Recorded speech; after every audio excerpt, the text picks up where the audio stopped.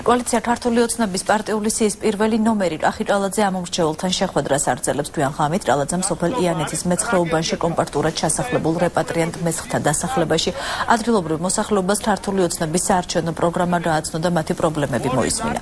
ხელისუფლებაში მოსვლის შემდეგ ჭალაძე მათ ამ პრობლემების მოგვარებას დაპირდა. Да, раньше я знаю, что было очень много. Სამსახური არა, სულ ახალგაზრდები აქედან გადიან, უკვე სამსახურს, ზოგი თურქეთში მიდიან, ზოგი ბაქოში მიდიან სამუშაობად. ახალგაზრდები სოფელში არ დარჩა არავინ.